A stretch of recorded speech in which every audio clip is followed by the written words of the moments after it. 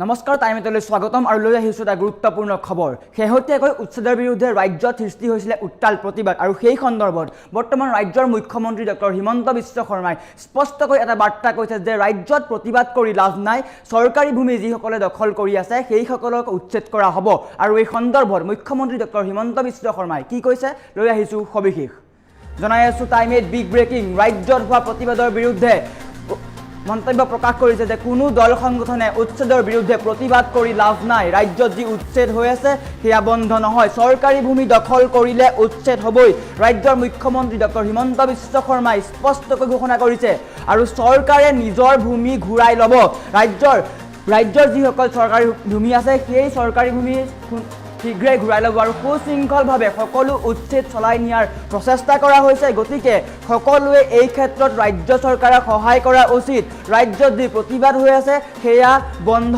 নহয় তাৰপিছতো উচ্ছেদৰ নামত চৰকাৰে প্ৰকৃতি ধ্বংস কৰা নাই গতিকে সকলোৱে এই ক্ষেত্ৰত সহায় কৰা উচিত আৰু প্ৰতিবাদ কৰিলেও ৰাজ্যত উচ্ছেদ বন্ধ নহয় ৰাজ্য চৰকাৰে উচ্ছেদ চলাব ৰাজ্য চৰকাৰে যি চৰকাৰী ভূমি আছে সেয়া তাৰ বিৰুদ্ধে উচ্ছেদ চলাব আৰু অনাগত দিনত ভৱিষ্যতেও ৰাজ্যত উচ্ছেদ হ'ব ডাঙৰ মন্তব্য আগবঢ়াইছে আৰু শেহতীয়াকৈ আমছু আৰু AYDFৰ উচ্ছেদ বিৰোধী প্ৰতিবাদক লৈ এক বৃহৎ মন্তব্য আগবঢ়াইছে মুখ্যমন্ত্ৰী ডক্টৰ হিমন্ত বিশ্ব শৰ্মাই যোৱাকালি আমছুৱে বৃহৎ প্ৰতিবাদী কাৰ্যসূচী ৰূপায়ণ কৰিছিলে বিলাসীপাৰাত হাজাৰ হাজাৰ সংখ্যালঘুক লগত লৈ উচ্ছেদৰ বিৰুদ্ধে প্ৰতিবাদ সাব্যস্ত কৰিছিল তাৰ পিছতেই আজি ৰাজ্যৰ মুখ্যমন্ত্ৰী ডক্টৰ হিমন্ত বিশ্ব শৰ্মাই ডাঙৰ মন্তব্য আগবঢ়াইছে যে প্ৰতিবাদ কৰি লাভ নাই চৰকাৰী ভূমি দখল কৰিলে উচ্ছেদ হ'বই ডাঙৰ মন্তব্য আগবঢ়াইছে ৰাজ্যৰ মুখ্যমন্ত্ৰী ডক্টৰ হিমন্ত বিশ্ব শৰ্মাই গোলাঘাটত উপস্থিত হৈ এই মন্তব্য আগবঢ়োৱা পৰিলক্ষিত হৈছে শেহতীয়াকৈ ৰাজ্যৰ বিভিন্ন প্ৰান্তত উচ্ছেদৰ বিৰুদ্ধে প্ৰতিবাদ সাব্যস্ত হৈ আছিলে ৰাজ্যৰ চৰকাৰে যি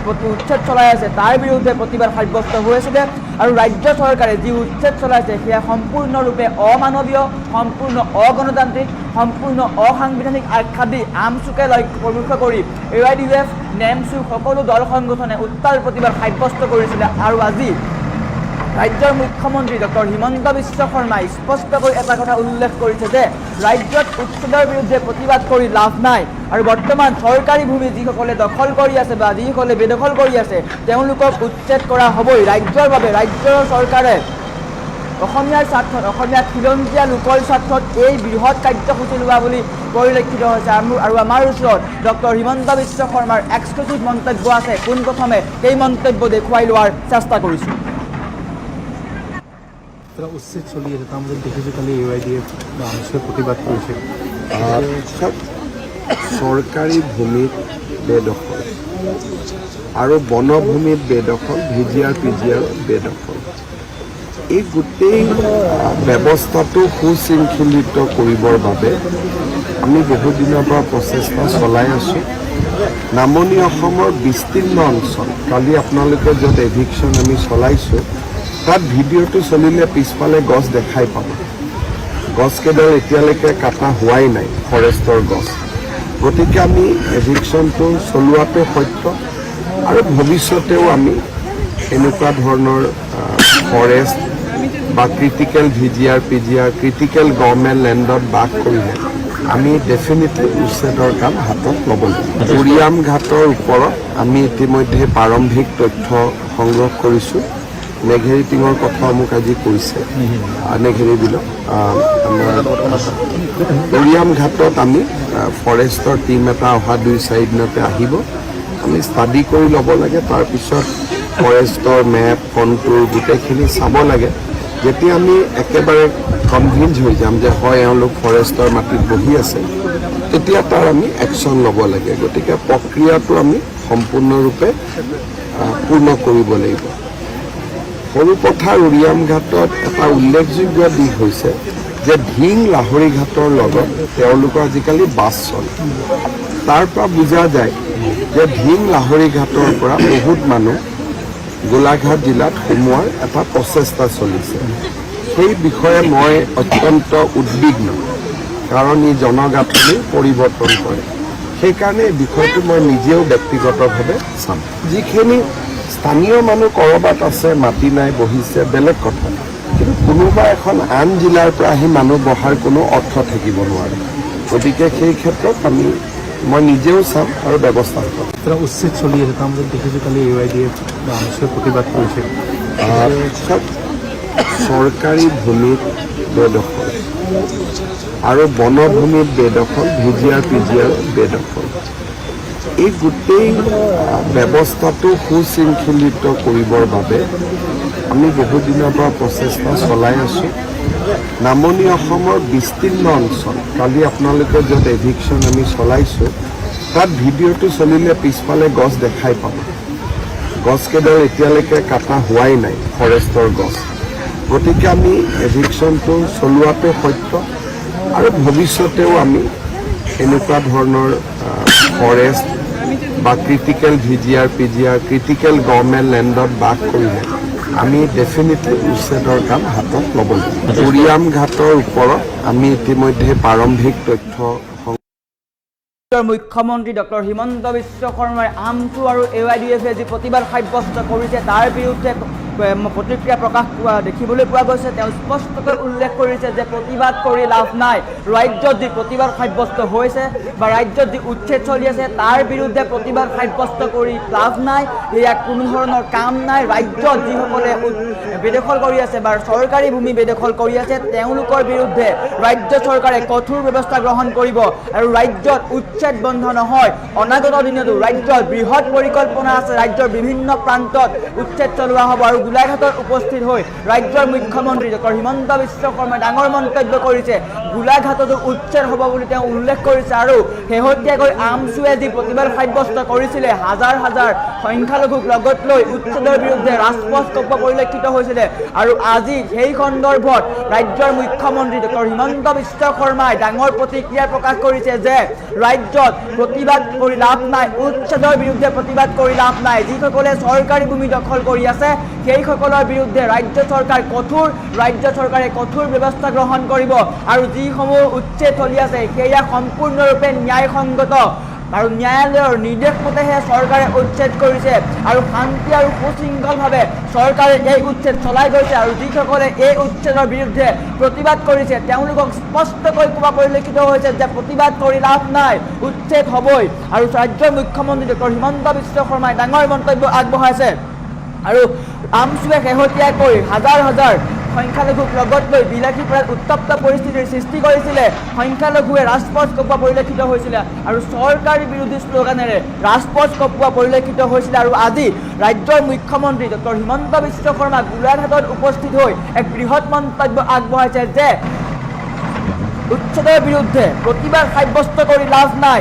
ৰাজ্যত যিসকল লোকে বেদখল কৰি আছে, চৰকাৰী ভূমি দখল কৰি আছে তাৰ বিৰুদ্ধে ৰাজ্য চৰকাৰে কঠোৰ ব্যৱস্থা গ্ৰহণ কৰিব। আৰু চৰকাৰে অসমীয়াৰ স্বাৰ্থত, অসমীয়া খিলঞ্জীয়া লোকৰ স্বাৰ্থতহে এই উচ্ছেদ কৰিছে। অসমীয়া জাতিটো ৰক্ষাৰ কাৰণে উচ্ছেদ চলিব, ভৱিষ্যতেও উচ্ছেদ চলিব। উচ্ছেদ কেতিয়াও বন্ধ নহয়, প্ৰতিবাদ কৰিলেও উচ্ছেদ বন্ধ নহয়। যিমান প্ৰতিবাদ কৰে, যিমান উত্তপ্ত পৰিস্থিতিৰ সৃষ্টি কৰে, কিন্তু ৰাজ্য চৰকাৰ থমকি নৰয়। উচ্ছেদৰ বিৰুদ্ধে ৰাজ্য চৰকাৰে কঠোৰ ব্যৱস্থা গ্ৰহণ কৰিছে। আৰু ৰাজ্য চৰকাৰে স্পষ্টকৈ উল্লেখ কৰিছে যে ৰাজ্য চৰকাৰে যি উচ্ছেদ কৰিছে সেয়া সম্পূৰ্ণৰূপে গণতান্ত্ৰিক আৰু ন্যায়সংগত। ন্যায়ালয়ৰ নিৰ্দেশ মতেহে চৰকাৰে উচ্ছেদ চলাইছে। গতিকে প্ৰতিবাদ কৰি লাভ নাই। আৰু আমচুকো সকীয়াই দিছে আওপকীয়াকৈ যে প্ৰতিবাদ সাব্যস্ত কৰি লাভ নাই, আপোনালোকে যিমান প্ৰতিবাদ কৰে আমি সিমান উচ্ছেদ কৰিম। আৰু শেহতীয়াকৈ ৰাজ্যৰ মুখ্যমন্ত্ৰী ডক্টৰ হিমন্ত বিশ্ব শৰ্মাই এটা কথা কৈছিলে যে আমচুৱে যদি জংগী আন্দোলন কৰে তেন্তে আমিও জংগী আন্দোলন কৰিম। তাৰ পিছতে আমচু সৰব হৈছিলে। আমচুৱে যোৱাকালি এক বৃহৎ প্ৰতিবাদী কাৰ্যসূচী ৰূপায়ণ কৰিছিলে, সমগ্ৰ ৰাজ্যজুৰি উত্তপ্ত পৰিস্থিতিৰ সৃষ্টি কৰিছিলে। বিলাসীপাৰা, নগাঁও, বাক্সা, শালবাৰী, লখিমপুৰ সকলোতে উত্তপ্ত পৰিস্থিতিৰ সৃষ্টি কৰিছিল। আৰু ৰাজপথৰ পৰাই ৰাজ্যৰ মুখ্যমন্ত্ৰী ডক্টৰ হিমন্ত বিশ্ব শৰ্মাক স্পষ্টকৈ কৈছিলে যে যদিহে উচ্ছেদ বন্ধ নকৰে তেন্তে আমি ইয়াতকৈ জংগী আন্দোলন গঢ়ি তুলিম। আৰু আজি ৰাজ্যৰ মুখ্যমন্ত্ৰী ডক্টৰ হিমন্ত বিশ্ব শৰ্মাই সংবাদ মাধ্যমৰ আগত এটা কথা স্পষ্টকৈ কৈ দিছে যে আপোনালোকে প্ৰতিবাদ কৰি লাভ নাই, যে চৰকাৰী ভূমি যিসকলে দখল কৰি আছে তাৰ বিৰুদ্ধে ৰাজ্য চৰকাৰ সৰব হৈছে, ৰাজ্য চৰকাৰ কঠোৰ হৈছে। আৰু চৰকাৰী মাটি চৰকাৰে ঘূৰাই ল'বই। আমাৰ ওচৰত মন্তব্য আছে, পুনৰ মন্তব্য দেখুৱাই লোৱাৰ চেষ্টা কৰিছোঁ। এটা উচ্ছেদ চলি আছে, তাৰ মাজত দেখিছোঁ কালি AYDF বা আমচুৱে প্ৰতিবাদ কৰিছে। চৰকাৰী ভূমিত বেদখল আৰু বনভূমিত বেদখল, VGR, PGR বেদখল। এই গোটেই ব্যৱস্থাটো সুশৃংখলিত কৰিবৰ বাবে আমি বহুদিনৰ পৰা প্ৰচেষ্টা চলাই আছোঁ।